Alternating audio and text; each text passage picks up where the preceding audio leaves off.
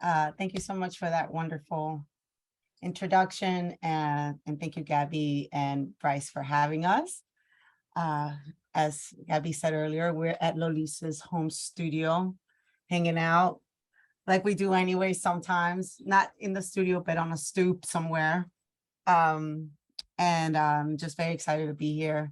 I've known Lollisa for many years, and like Bryce said, she's performed in Underground System, and we met through the Afrobeat world, and she's just a vibrant artist on stage and performing and everything. So I wanted to ask some questions. Hello, Lollisa.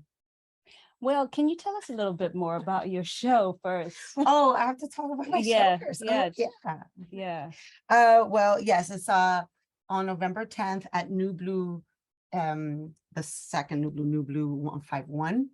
And sharing the stage will also be Locobeach, which is led by Cheo Pardo, who is an awesome guitarist, producer, songwriter.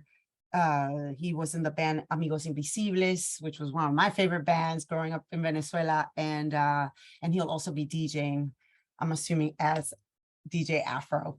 And it's going to be a really fun night. Both bands really make you want to dance, and Cheo as a DJ also really has some great selections of music that makes people want to move. So that's on November 10th. And what about yours, Lollisa? Yeah, well, I think I'll be kicking off the Let's Dance series. Like Bryce said, I'll be performing as Lollisa as a duo with Morgan. And we'll be opening for Ata Kak, which will be so fun. I'm super excited. I was really excited when he came to New York last time, and we saw him. We didn't see him at the Poisson Rouge, but we saw him in Brooklyn, and it was so much fun. And our friend Akonifa plays keys and bass in the group, and we're really excited. She actually even helped us start our group. So I'm really excited. It's going to be like a 360 moment, and it's going to be at Elsewhere September 30th, and we're going to be dancing. It's like, I know I will. In Botswana, Let's Dance is Aribine, and Kalanga, it means Atizane. It's going to be great. So I'm really excited. That's awesome. Yeah.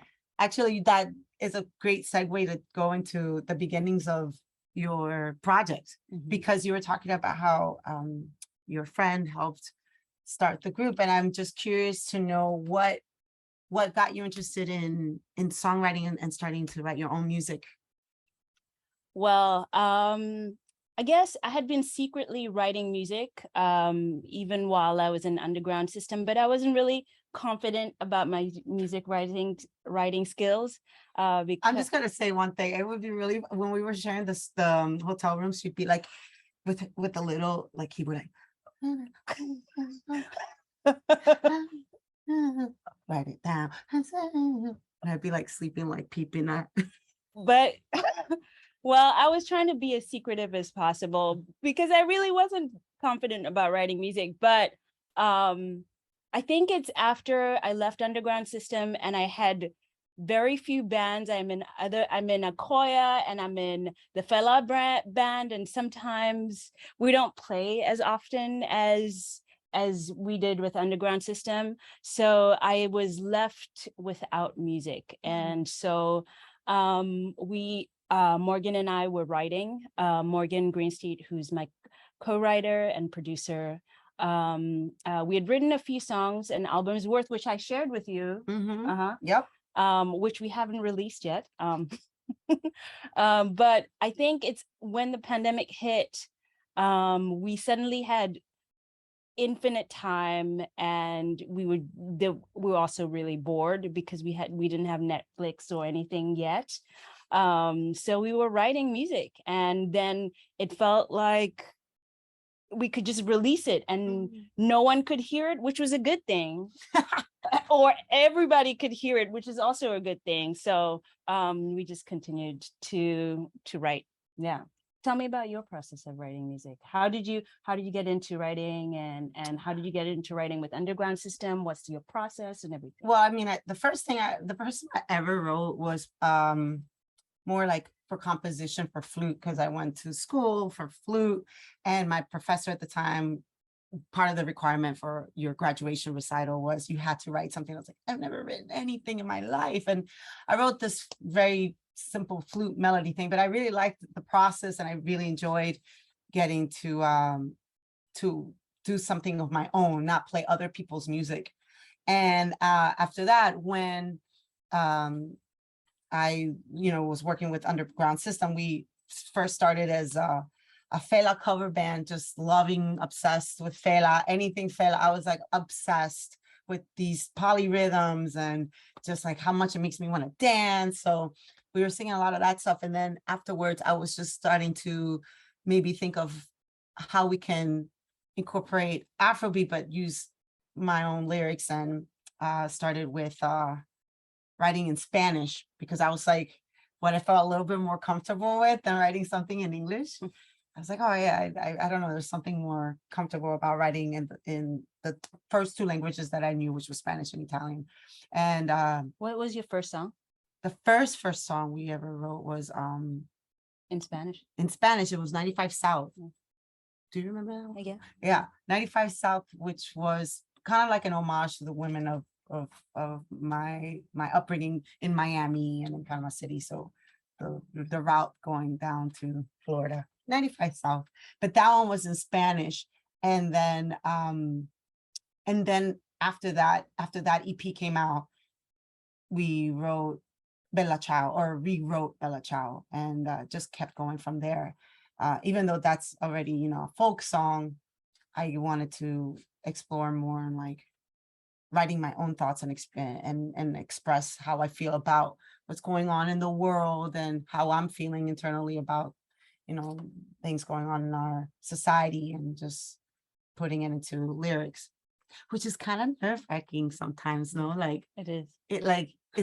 It's so different than like just writing a melody, because you're like, yeah, the melody has no words. You could just like be expressive and that's it. But once you start putting words down on a piece of paper, you're like, oh, this is what I'm saying. Right. What are people going to think about that? Exactly. Yeah. And I think growing up in a tradition where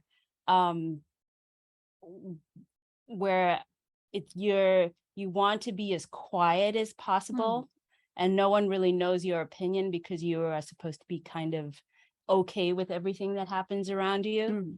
It is a little nerve-wracking. Yeah.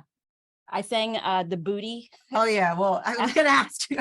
At the library at the Ridgewood Library this weekend, and to a lot of kids. Sweet. And how did they respond to I tried to explain that it was a booty appreciation song, that we all have booties. You know how they have those books about pooping and stuff. Yep. So yeah, it's kind of like that. So that's how I explained it. But some parents left. Yeah. Really? There's the booty. We will have none of that.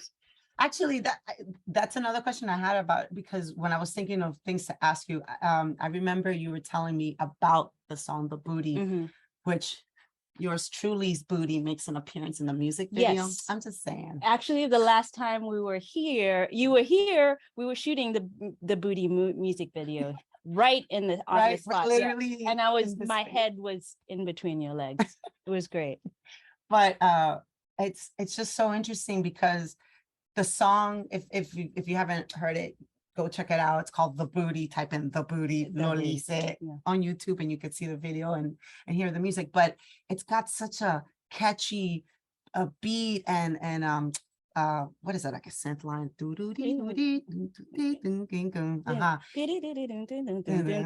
Right. Yeah. So cool. It's so cool. And she's singing about the booty, and there's like a really cool hook. But then she told me more about the meaning behind it. It's not just like about fun bootiness. If you could elaborate a little bit on that. Yeah, well, I guess it's just my observation, not just mine, not that, you know, I'm not like a super observer or anything, but maybe I am a little bit. You are. I am. She definitely is. I am a super observer. Big time. But but you know, as a woman, you're policed so much. But there's this huge obsession with women's sexuality and controlling it. But then also putting it on display for the male gaze and also for men to exploit. And so the chorus is the booty's gonna do what the booty do, and trying to invite people to not the like male dominated society to police the booty, like it's like sex is going to happen, and also advocate, like I'm talking booty, I'm talking people, sexuality of marginalized people, women, trans women, and that sex is going to happen, and let's be comfortable with that. And then I mentioned Sarah Botman, who was a woman who was taken, she was Khoisan, she was taken from South Africa and displayed in Europe and France, and then died of a venereal disease because men were prodding her with anything and everything, including their own body parts, and died in squalor. And so, you know, it's honoring her. It's honoring a lot of women who can't speak for themselves. I do recognize that to some extent I have some privilege, at least right now in New York, you know. It's like, and trying to, and also I think there's also, you know, now with booties being like inflating, puffing your booties up, and you're getting all the implants, that's fine, but I just mean that like there are these other shapes that are so beautiful as well. I think there's this obsession with a certain type of booty, but that and also that someone, it cannot be is not undesirable or cannot be exploited because of the way that they look. But a lot of women have been raped or things like that. It doesn't matter what it didn't matter what body looked like. Exactly. And so, and just that, yeah, I don't know, maybe I was saying too much in the song, but I think I was really angry. I was so angry, but I find myself really angry these days. The world can be an angering place sometimes, and you just have to write it all down. Yeah. So yeah, I think that's why I really like your music a lot, because you do say a lot of really powerful things through writing. But again, like with this really great, incredible groove that you and Morgan write together, and like it just catches everybody's attention. And it's almost the same thing with Afrobeat. Why I like Afrobeat too, like Fela would sing, like give you the most killing beat, and everybody's like, oh, and you're like waiting for the lyrics, but nothing happens for like, exactly. But like it doesn't even come in until like 7 minutes of the song. You're like, oh, wait, what? And it's like, that is so powerful. And you're it like, doesn't have to they're be talking about me. I'm the oppressor. yeah, exactly. Oh, but you know, I don't know. There's something really powerful about that kind of music where it's like, even Stevie Wonder would do that. What did he do? What was that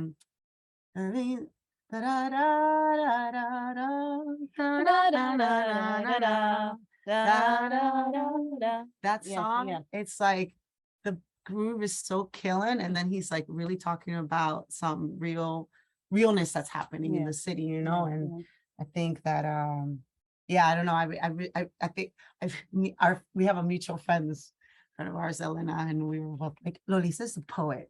She's a freaking poet. I'm trying to be PG here. She's a freaking poet. Tell me about how you arrive, how you write your lyrics. Do you always have a theme in mind, or does what comes first, the lyrics or the music, or do they come together? And do you try to write on about a certain topic, or and you just let the spirit move you? It's a little bit of both. Like I write with my bandmate, my business partner, Peter Matson, and he sometimes writes a hook or like a very short beat. And then that inspires me to go through like my journals or my little books of writing, saying, oh, this line really fits well. And then when I'm looking at what I wrote, maybe at the moment I just like free write a lot. And think about a particular topic, or it just let my hand just write, and then I start thinking about a topic, and then I make it that. Other times is like, yeah, like upset about what's something that happened, or not even upset, like just I have something that I want to say about being a woman, or different types of themes that I'm thinking in my mind. So it's a little bit of everything. Usually though, while we're writing, while we're adding on to the music, it's like what's inspiring me to keep on going, and like just starting with a little tiny thing and then go from there. We have a question here that says, did Fela also influence you in terms of incorporating social issues in your work? Yeah, it was kind of what I was mentioning earlier as why I like Afrobeat, because it has a lot of things to say about what's going on in his society and what was happening at the time, and how he kind of like tricked the listener to hear him out with the groove, So, but that was part of the reason why I really liked him so much. He influenced me to want to write about that, because of how clever it was in his music writing. Yeah. Yeah, I think because I started in an Afrobeat band, I didn't know any other way of writing music. I actually do want to write a frivolous song about just dancing and enjoying yourself, but I'm not there yet. Maybe I just need to get all my anger out. Maybe I have like, once it's out, it's like, now we can dance. Exactly. Because I do recognize that even songs about Friday night or those kinds of things, those are really great songs. I think too, as much as I make music, I do want to make danceable music, because there's a really healing, music has been a healing part of my life. It's been therapy. And so I would like to offer that to not just myself with my own music, but also to other people. And so I don't know anything else for now. I'll be the hag with boobs that sag. I will toss them and score and brag. I mean, it's really quite dramatic, but and I think what we have Fela, we have a lot of people who talked about about what's happening to society, but I think a lot of times we need more and more women talking about these things, because as much as we do love Fela, there was a lot of misogynist lyrics over there. So I feel like it's important. It's natural for me right now. Well, I mean, if it's natural for you, then why try to change it? If it feels good. Yeah. And also, like you said, you're right. You want to write danceable music, but I personally think it's danceable. I'm always the one in the front, like, yes. I do have the greatest friends. Domenica is one of them. They really rile the crowd up. We get them moving. Someone was asking you if the piece behind you is one of your creations. Piece behind me? That No. That's one of Morgan's aunt's creations. The baskets behind there are from Botswana. We are I think we won. Botswana won like the best basket making in the world. I think, but I'm not sure. Nice. But I do have my pieces though, if you want to see them. Actually, that's actually a great segue into your creations for the stage. if you haven't seen Lollise live, when you go see her live, on what date again? September 30th, next week, Friday. Dale. Mhm. You're gonna see that she really has this whole you get a whole experience, not just musically but visually with how she dresses. And I wanted you to talk a little bit more about that, you know. Yes. Before I talk about that, because you're hyping me up so much. I am because I just I just want to say that being in your band was really, really exciting. It's and the way that your presence and your performance is something I strive towards. Thank you. Yeah. You get people so excited. And when I was playing in your band, I was always dripping in sweat. It was kind of gross at the end of every show. I mean, it was so great. And I saw you grow too as a performer, and I'd love to grow in the same way that you have, you know, like you really capture the audience, and I want to get a little bit of that sauce or something, or just like the sauce. Siphon off of you. Do you want this? I'll just give you my armpits. We talk a lot about it. Sorry. It's fine. It's fine. Don't worry about it. But thank you, Lollise. Yeah. You are an inspiration as a performer. And I learned so much from you, and I really feel privileged to have been a part of your band. I'm blessed that you were part of the band, and also I'm honored that you said that. Yeah. Because I really do think that you have like such a wonderful stage performance every time I say, and also in the same vein when you were saying you've seen me grow, like I feel like I've seen you grow from even the first time that you played one of the tracks for us. Yeah. And then even from the first show that you all did at the park. Yeah. During like middle of the pandemic, nothing live is happening, and she performed. And our first show was for Ridgewood Tenants Union to raise funds for their efforts, and they really do a great job. If you want to check out, make sure you're part of like a tenants union in your neighborhood. You're part of that community. Yeah, but it was such a great show. Yeah, but I was so nervous. I was But she made these masks. I don't know if you have them next to you right now, but she made these masks that you changed a few times, and it was so cool. I even just that one act with, I don't even think you had anything very dramatic on. No. But the masks were enough. I was really impressed with that. And then from there, it was like she went off. It was like this beast just took off, and she started making all these other costumes, and it was so cool.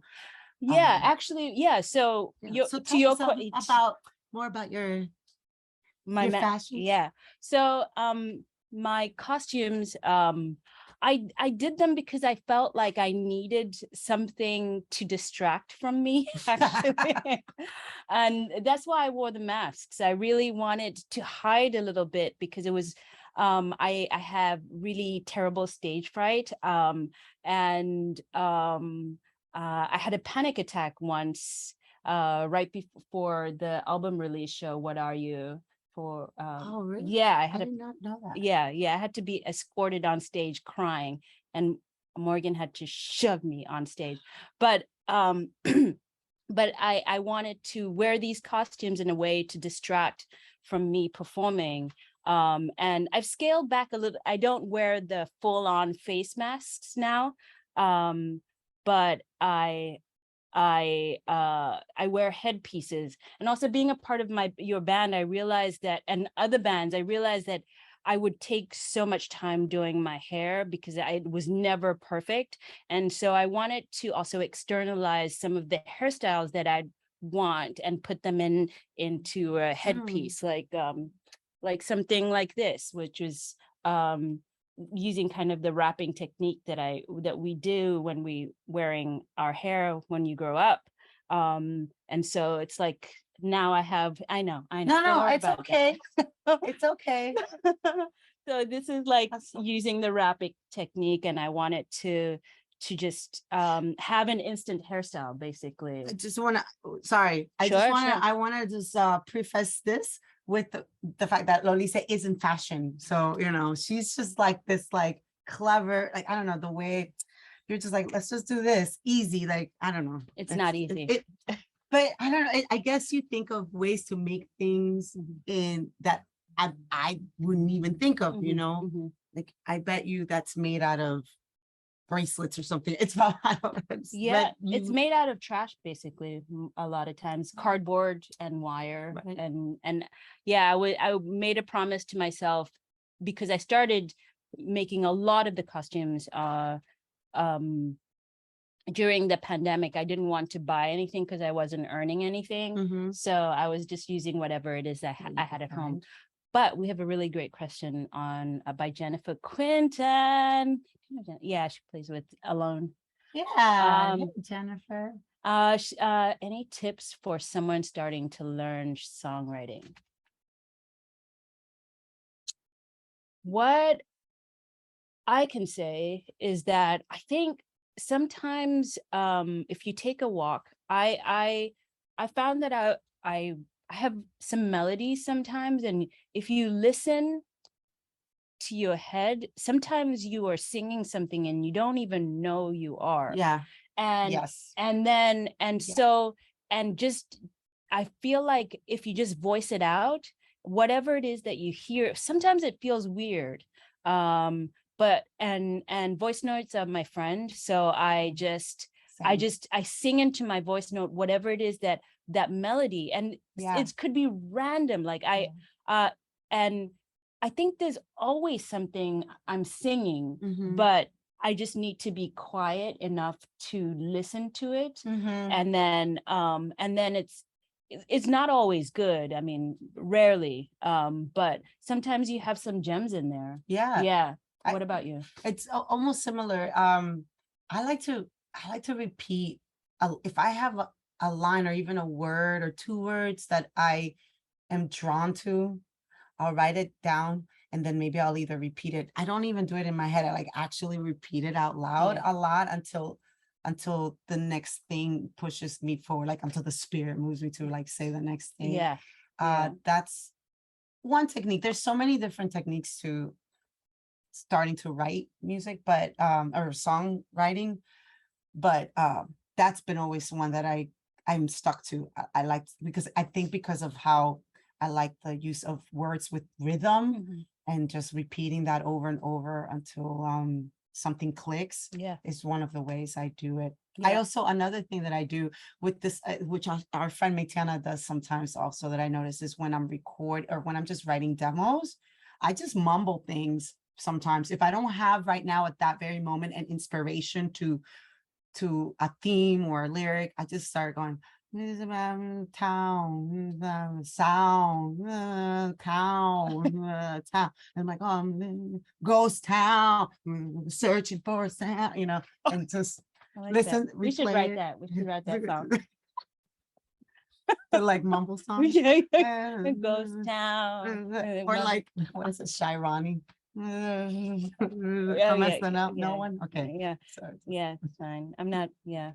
But I think also, what else? What other tips could I give you? Sometimes if you're listening to a song and you find yourself singing something, you can also singing something that's not a part of that song. That can also be a really, like adding something new adding something that's a new to really a song. cool. That's a great exercise. Yeah. That's and that could be you've already started a song based on another song, you know, and that's not even copying. You're just using, it's just that key and whatever, and maybe some of the chords, and you know, you can't, you know, copyright chords or that is a debate of the ages. Right. So yeah, you can use so many different exercises. That's what's so fun about writing music. I think some of my first music was trash. But I'm really proud that I started that way. And don't say your music is trash. Just keep writing and go on to the next song. Yeah, and actually that's the other thing. It's like we have, and I'm sure you have a ton of demos, like it's just So many. Yeah. So many. And sometimes those make it in the pile, sometimes they don't, but that's the process, right? Like you just go through it. You're not happy with it, that's fine. But for whatever reason, going through what you think is trash, gets you closer to the tune that you want to write. Yeah. If that makes any sense. Yeah. But yeah, oh my God, my voice memos are kind of ridiculous. Most of them are on the subway. Yeah. Yeah, and you're like, ding dong, doors closing. Yeah. Domenica, I loved your video for He Said. He Said, She Said. Where did that idea come from? That came from my obsession of 90s dating shows, specifically from the blind date that used to come on in like some random hour of the day in the 90s. But I mean, the song in itself is about getting, saying goodbye to toxic relationships, whether it's romantic or just friendships, but the ones that are not really helping you thrive, and then like celebrating that by hanging out with your true friends at your favorite mezcaleria. And then I was thinking, well, what can we do that's like that shows like, oh no, this is just not working out for me. And then I always remember these blind date videos that were so outrageous. Like the characters that they would pick were really special, and they would always take these two people who don't know each other. They would set them up based on what they like and don't like of a person, and I think it's maybe based on what the producers want to do with it, but they put them together and they take them on this date all day, and they film that, and they have all these different activities, and sometimes it works out, sometimes it doesn't. But it was just such a very 90s thing like that. Or it was blind date and the MTV show called Next, which was like you're in a bus and you come out of the bus and you meet somebody from the other bus, and then you either go on a date or you don't. It was so silly. I was in Botswana then. I knew you were gonna you're like, I have no idea what you're talking about. Yeah. But you have something to share, something for me to eat from your country. Oh yeah, we're talking about, well, part of today we're trying to think of, well, what else can we do? And I know that World Music Institute likes to share recipes, and so can you tell me about your recipe? Yes. Well, I let me get it out first. Wait, hold on a sec. I'm just trying to do this thing. Okay, one sec. I'm just trying to eat. You're trying to eat. You're hungry, huh? Yeah. Okay. Well, so this is called pepperoni oristiti con caperi. Oh, I have to get the capers. You can't see it, but it's basically broiled red peppers with basil, mint, garlic, olive oil, salt and pepper. Yes, and I'm so excited. And it smells delicious. And you know what? Great. And this is, red pepper or bell peppers are, eaten all over Italy. And my dad, when I first moved to New York, gave me a cookbook of called La Cucina Povera, which means the poor kitchen. And it's basically like recipes that are using very simple ingredients, but they're maybe a little bit intricate in terms of preparation, but it's like the kind of food that you eat in villages. And he was raised in a village of like 300 people. So this was one of the meals that they would cook. What's the name of his village? Quattro Cascine, which means the four, not towers, but what's the thing called where you put hay in a tower? I hope somebody puts this down because I forget what it's called in English, but it's like where you put hay in a tower. Okay, got it. Anyways, Quattro Cascine, right outside of this other town called Alessandria, which is the main town in the Piedmont region. And anyways, I love cooking this because it's like, oh, it has tomatoes as well. Philo, yes, thank you. Yes, great. Thank you so much, anonymous attendee. Anyway, so this is really good. Thank you. I really like it also because you could save, like you can let it sit in the refrigerator overnight after Mhm. you cook it. Mhm, And then, or if you have it for a barbecue or something, you make that. mhm, And then the next day, eat it in the morning Mhm. with some boiled eggs. It's my personal favorite, but you can do it with eggs. So good. So good. This is really great. Thank you. There's I forgot the mint papers. in here as well. Mm-hmm. A specific type of mint or any kind Any of. kind of mint. Got it. Also, you can have it with red, yellow, and orange peppers. Mhm, I like it with the red and the orange because the yellow are not as sweet. mhm, mhm, And it's just pretty colors. mhm. But the capers you put in when you're ready to eat. You don't put it while you're making it because of the salt. You just put in there, and the salt is just like, No, no, okay. No. We're gonna pretend that we are have eating the capers in here. Yeah. It's okay. But what about your your dish? I like that. Mm, I like that slip up. My dessert. I almost called it. Well, my dish is made up. I wanted to make gluten-free pancakes, and I've been trying to get to eating more of the grains that I grew up eating. We ate pearl millet a lot. Kalanga people eat millet, and sorghum. So funny enough, I can also find the millet at not the yellow millet, the kind of black grayish millet. I can find those in an Indian store. Can you tell me what a millet is? It's a grain. It's like a grass grain. They grow it in Botswana. They grow it in Botswana, in in West Africa, but mostly in the north part of the West Africa, and like north of Ghana, they eat millet as well. And I think north of Nigeria as well. And it's really, really nutritious. And I don't particularly like rice. Well, you said that. Or potatoes. Yeah, you said. I don't. I feel like those are trash starches. But What about brown rice? No. brown rice is fine. It's Okay. fine. You're talking to somebody who grew up in rice eating And flour. It's country. terrible. Okay. Those Terrible. are some. But Fighting maybe it's words. because I know. I think maybe it's let me blame my heritage for that. And so I like something that has a lot of taste and body to it. Millet is very earthy. So I combine millet with sorghum, and sometimes I borrow from our West African cousins who are very, very far away, by the way. Africa is not a country, it's a continent. And also another little education, person from Botswana is singular person is Motswana, the people of Botswana, the language is Setswana. So Motswana. So you're I'm Motswana. Motswana. And if you were From Botswana. exactly, and if you were also Motswana, we would be Botswana. Exactly. Speaking Motswana. Setswana. Setswana. Yeah. Fun. It's fun. Yeah. A couple of times. Yeah. Okay.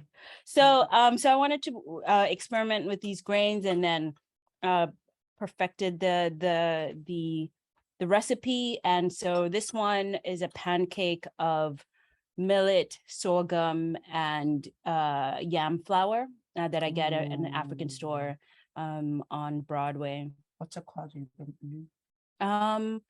Shout out to the African store, you know? Right. Oh, we'll find out. We'll find out for you. But it's a fun house. It's so great. And they're very helpful there. So I made a pancake. I made it a few days ago. But I freeze them so that I can pop them into the toaster. But now we have some melted ice cream because it's been here the whole time we're talking. Am I eating this alone? Are you eating this alone? I'm poisoning you. Jennifer Quinton says, I will watch the hell out of Ata cooking show if you both hosted it. There you We'll go. be saying some ridiculous things. I don't know if the world needs that. A touch of good. ice cream. Here you Looks go. delicious. This Thank is you, yours. mommy. Yeah. Anonymous asked if those recipes, says those recipes sound delicious. Will they be in email we get tomorrow? Yes. I believe Yes, so. with kisses. Yeah. All right. Tell me Okay. it's good. It's delicious. I'm a little scared because once this conversation is over, you guys, I don't know what's gonna happen. I know. No show. Oh, that's so cool. That's really good. Yeah, it's really good. Like for real, for real. For real, for real. Okay. And It's don't do it like, you know, the cooking shows. They're like, Okay, so okay, good. wait. Let me do it. Let me do it. Hold on.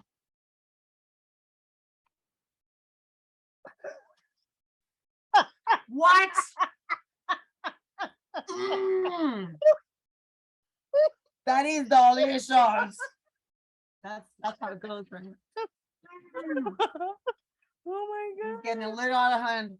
Let's go back to talking about music stuff. Right. How about So it's gluten free, and that's also what I wanted to achieve as well. it's really good. Good. It's very good. Good.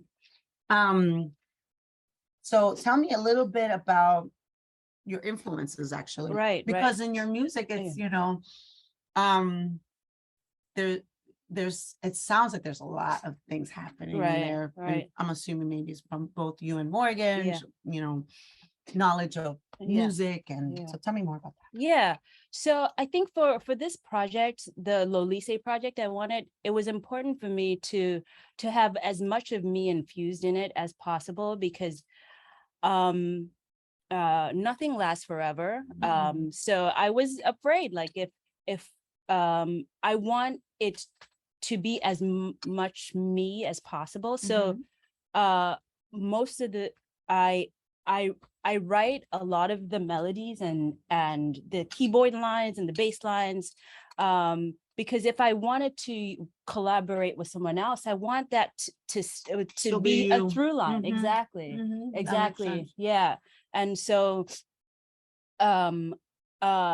but it was also a way to explore what my sound was, and obviously it's constantly evolving, but I feel like I have a lot of influence. I listened to a lot of bubblegum when I was growing up. What does that mean? Bubblegum was music in South Africa that was it was in the 80s, and a lot of not small, but a lot of bands were doing it. Brenda Fassie was one of them, and Chico is a huge person who was doing that. There's Missy Pagela, a lot. Will you post some of these? Yeah. But it was really fun, electronic. Well, I mean, they used a lot of keyboard lines and like didn't use horn lines. It was just keyboard line. It was great. It was so jazz musicians hated it because it didn't sound like music to them. But it was so fun dancing to that music as a child, and I feel like there's a little bit of that influence in my music. And then later on, as I became a teenager, Kwaito was bigger. I feel I have less of that. I wish I had that because it has a little bit of that. What is it called? Kwaito. With a K. Kwaito. Yeah. Okay. But you don't put the H. You should put the H. Quite. Exactly. Quite. Yeah. So yeah, those were my influences. Very cool. What about your influences? Well, aside from the Afrobeat music, I want to. Okay. You could eat mine. I see you haven't eaten all of mine. That's fine. Okay, Not offended. I'm also influenced by like no wave music, mostly like the type of no wave that was happening in New York. Like ESG, Talking Heads. Well, Talking Heads is a no wave, but they're an influence band. Like basically these bands that were combining disco and some like of the Afrobeat melodies Mhm. together to make it kind of like dance, Mhm. punky Mhm. music. Mhm. Really into that. And then in the style, that's more like the musical style that I like a lot, Mhm. but in the vocal style, Mhm. because I didn't start singing until I was singing with Underground System. Mhm. So it's not like I had any training, and Right. I always like to just kind of like talky sing. Mhm. You know what I Mhm. mean? Yeah. Like in Bella Ciao, like Yeah. Stamati, Martina, Matina,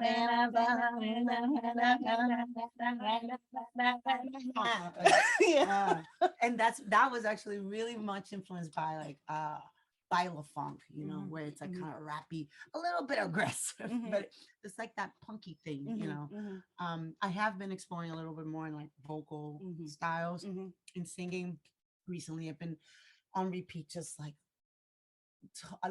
on just nonstop Little Dragon. Like it's just like I cannot, I Yeah. just cannot. I love her. I love them. Yeah. I love her voice. So a lot of the like New York kind of underground music vibes that were Yeah. happening in the 80s. Yeah. Although recently, when Mhm. you're talking about this bubblegum music, it's Right. funny. I've been revisiting freestyle music from Miami. Oh, Yo. And I kind of want to write a song in that style. yeah. It's almost like somebody just opened up their journal from middle school and just started. No offense, but I just It's so fun. it's Yeah. the funnest music. Yeah. It's like kind of cheesy, but there's something about it that you're like, if you can feel what I am feeling, then it's just believing. Mm. You're my diamond girl. It was like the splash. Ooh, diamond girl. And then it starts with I don't know the song, but it's I'm I gonna wish play I it did. for you. Yeah. And then it goes like that's the beat. I was Yeah. like, what? Yeah. This is insane. Yeah. And it's like it just became like this time capsule of what Miami was in the Right. mid 80s to mid 90s kind of. And no other in New York that has a way better version of freestyle music, but the Miami version is still just- like alive and well Yeah. down Yeah. there. Yeah. Yeah. And I think I have to write a Yeah. song in that style. Yeah. Yeah. Yeah. So yeah. No, that's great. That's great. Oh, here we go. Oh, hey, Yeah, Ro. Ro says, what is your vision for the future of women X in music culture? Ooh. We're about to get into that women's musicians forum vibe. I like it. What do you not know? And also, Diamond how do Girl? you not know Diamond Girl? Okay. I don't know Diamond Girl Row because I am an immigrant. I will stick to that. I was in Botswana when Diamond Girl was doing really well. I bet you Morgan knows. Diamond Girl. But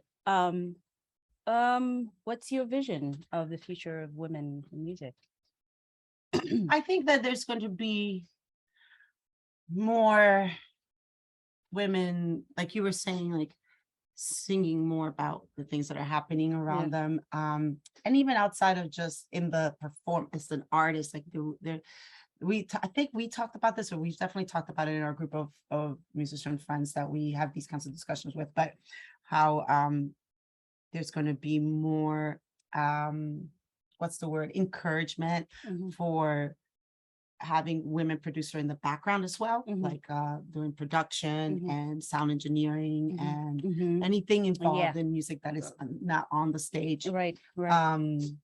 And I think part of that is because we need to have more of the women singing about it and like talking to but all range of topics. As well, for sure. Not limited to, I don't know, ass and political stuff, but everything in between. And also uplifting not just our own women peers, but like young girls, that are wanting to do it and just but don't know if they should or not. For what one reason or another. I'm one of those girls. I mean, I didn't know if this was accessible to me, and now I'm doing it. Very accessible to you. You're great at it. There's a number of artists that we've presented here in the past and from all over the world have noted Nina Simone as an influence. Would she be one of for you as well? I love Nina Simone, and I think that she's a powerful artist. I wouldn't say necessarily musically she's been an influence, but I am influenced by the rawness of what she says and how she brings that out. Definitely, like in that world, yes, she's an influence. Nina Simone is likewise. I don't think I was hip to Nina Simone. Our experience of jazz, I mean, growing up, my experience of music like that was Hugh Masekela. Where I was mostly either like listening to music from Botswana, South Africa, mostly South Africa, and maybe the UK, whatever was playing on the radio. So I think now she has become an influence because just because her body of work is incredible. It's incredible. It's really powerful. And her lyrics and just I think everyone aspires to sing as rawly as she does, you know. It's just, but that's the thing, it's like so genuinely her. Like, it's like, this is what comes out because this is how it's completely her. It's if I tried to be like her, you'd be standing up. I'd be like, stop. Stop. No. But definitely I would like to tap into that version of myself, however it looks like. Right. Same what she said. Can you tell me how you have evolved? We have 3 minutes. Okay. Have you tell me how you have evolved as a songwriter, as a performer, and what you're excited about? Well, I'll say real quick. I feel like I've evolved more with this particular project, Underground System, really exploring my voice a lot more.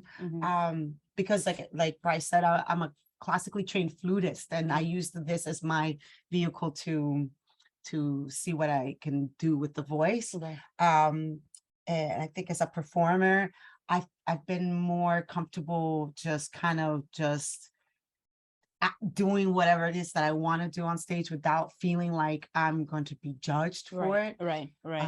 So yeah, and I'm just very excited about some of the future things that we have coming up with an EP that's going to be released in the spring. And thank you. You're welcome. And then the next show that we have, which is for World Music Institute at Nublu. Exactly. At what date? World Music Institute Let's Dance series on, excuse me, I have it written down. I want to say November 10th, and I think that is correct. Yes, November 10th at Nublu. Also sharing the bill is Locobeach and Cheo Pardo, who's going to DJ. And it's going to be a really, really phenomenal, fun night of a lot of just fiery, lots of sweat. Basically, what I'm trying to say is there's going to be a lot of sweat from dancing. Yeah. Okay. It's going to be great. Yes. And what about you? My show? Let's remind them again. You know? Thank you, World Music Institute, for having us. My show is going to be opening for Ata Kak, the first in the series of Let's Dance, Arribine, Atizane, and we're going to be playing at elsewhere on September 30th.